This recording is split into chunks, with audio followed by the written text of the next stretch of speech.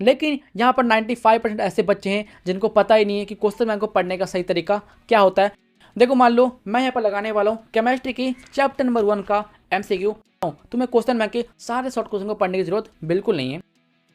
तो hello hello hello, welcome back और welcome back. तो देखो जैसा कि तुम्हें पता है तुम्हारे एग्जाम के अभी बाकी है सिर्फ 45 दिन। अब देखो ये जो एंडिंग का टाइम है यहाँ पर मोस्ट ऑफ स्टूडेंट पता है क्या करते हैं, वो लोग नोट्स लेके आएंगे और क्वेश्चन बैंक लेके आएंगे और दोनों को साथ में रिवीजन करना स्टार्ट कर देते हैं। और इन्हीं में से आज हम बात करने वाले क्वेश्चन बैंक के बारे में। क्योंकि देखो तुम्हारे पास बहुत कम टाइम बाकी है, इसलिए पता है बच्चे क्या करते हैं, वो लोग आखिरी के टाइम में क्वेश्चन बैंक को पूरी तरीके से रटना स्टार्ट कर देते हैं। लेकिन यहाँ पर क्वेश्चन बैंक को रटने वाले भी दो टाइप के बच्चे होते हैं। पहला टाइप के बच्चे वो होते हैं जिनकी पढ़ाई पूरी हो चुकी है, मतलब कि जिनका सिलेबस कंप्लीट हो चुका है और वो भी क्वेश्चन बैंक लगा रहे हैं सिर्फ प्रैक्टिस के लिए। और सेकंड टाइप के बच्चे वो होते हैं जिनकी पढ़ाई पूरी नहीं होती है, जिनका सिलेबस कंप्लीट नहीं होता है और वो क्वेश्चन बैंक के सारे क्वेश्चन को रटने का ट्राई करते हैं। लेकिन यहाँ पर 95% ऐसे बच्चे हैं जिनको पता ही नहीं है कि क्वेश्चन बैंक को पढ़ने का सही तरीका क्या होता है लास्ट के 45 डे में। तो चलो मैं तुम्हें बताता हूँ तुम्हें क्वेश्चन बैंक को कैसे पढ़ना चाहिए इस आखिरी के 45 दिनों में, जैसे कि तुम्हारा रिजल्ट बहुत ज्यादा बूस्ट हो जाएगा। क्योंकि देखो पढ़ तो कोई भी लेता है, लेकिन पढ़ने का सही तरीका क्या होता है वो किसी को नहीं पता। आज की वीडियो में तुम्हें बताऊंगा तुम्हें क्वेश्चन बैंक में ऑब्जेक्टिव कैसे लगाना है,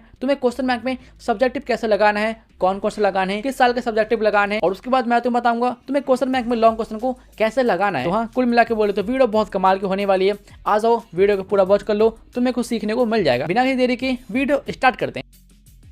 सबसे पहले हम बात करते हैं ऑब्जेक्टिव पे। देखो चाहे तुम्हारा सिलेबस कंप्लीट हो गया हो, चाहे तुम्हारा सिलेबस कंप्लीट नहीं हुआ हो, तुम दोनों को ही क्वेश्चन बैंक के सारे MCQ पे फोकस करना चाहिए। क्योंकि देखो अगर तुमने MCQ पे पकड़ बना लिया तो तुम्हारे 220 नंबर तो ऐसे ही आ जाएंगे, सिर्फ MCQ से 220 नंबर कंफर्म। लेकिन यहाँ पे MCQ को लगाने का सही तरीका क्या है, आ जाओ मैं बताता हूँ। देखो मान लो मैं यहाँ पर लगाने वाला हूँ केमिस्ट्री की चैप्टर नंबर 1 का MCQ। तो तुम क्या करो, मान लो तुम्हारा सिलेबस कंप्लीट है तो तुम्हें कुछ नहीं करना, तुम्हारा जो नोट्स होगा पहले नोट्स लेके आओ और चैप्टर नंबर 1 को अच्छे से रिवीजन कर लो। लेकिन हाँ, रिवीजन तुम्हें करना है फास्ट रिवीजन। फास्ट मतलब 10 मिनट में करो या 15 मिनट में पूरा चैप्टर नंबर 1 खत्म होना चाहिए। रिवीजन कर लिया, अब तुम आओ क्वेश्चन बैंक में केमिस्ट्री का चैप्टर नंबर 1 खोलो और वहां पर जितने भी MCQ है सबको देखो और सबको लगाने का ट्राई करो। देखो तुमसे कितने MCQ बनते हैं, कितने MCQ का आंसर तुम्हें पहले से पता था। और अगर तुम्हारे ठीक ठाक MCQ बन रहे हैं तो अच्छी बात है, लेकिन नहीं बन रहे तो तुम्हें और रिवीजन करना चाहिए।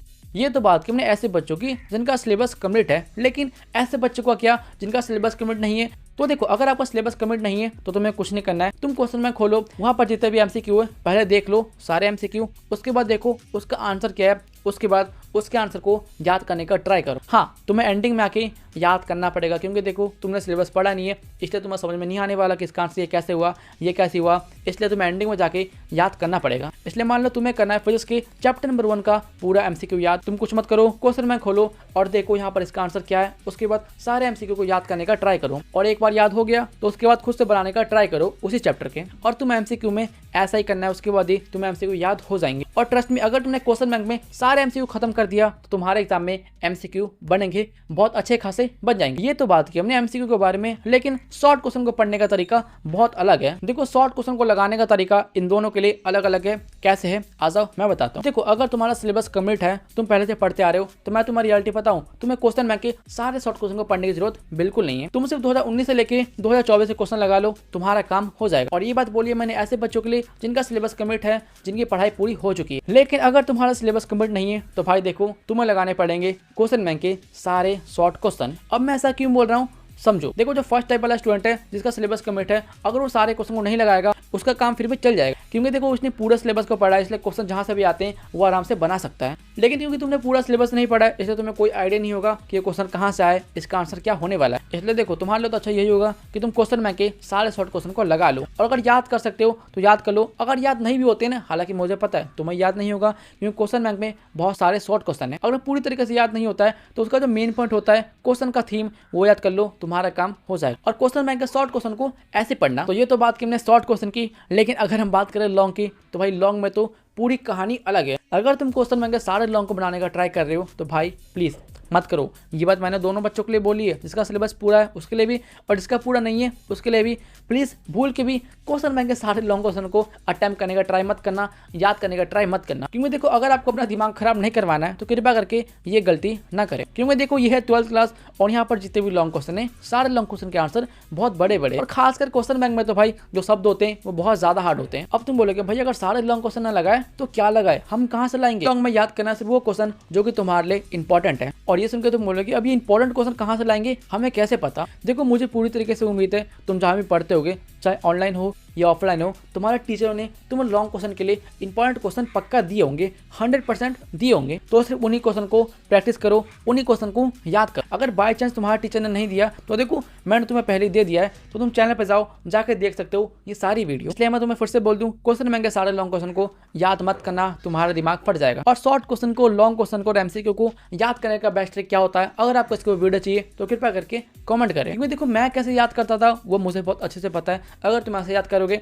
तुम्हें भी याद हो जाएगा। खासकर लॉन्ग क्वेश्चन तो तुम बहुत इजीली याद कर सकते हो। क्योंकि देखो लॉन्ग क्वेश्चन को याद करने का तरीका बहुत अलग होता है, शॉर्ट से और एमसीक्यू से बहुत अलग होता है। और मुझे पता है तुम में से बहुत बच्चों को लॉन्ग क्वेश्चन याद करने का फॉर्मूला पता ही नहीं है। नहीं पता है ना?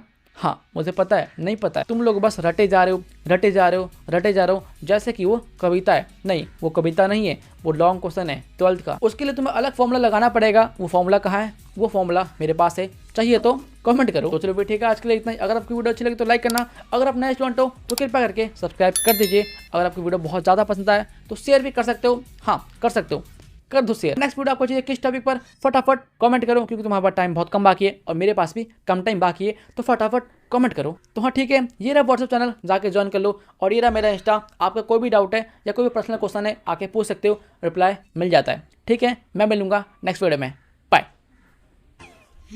बहुत अच्छा लगेगा।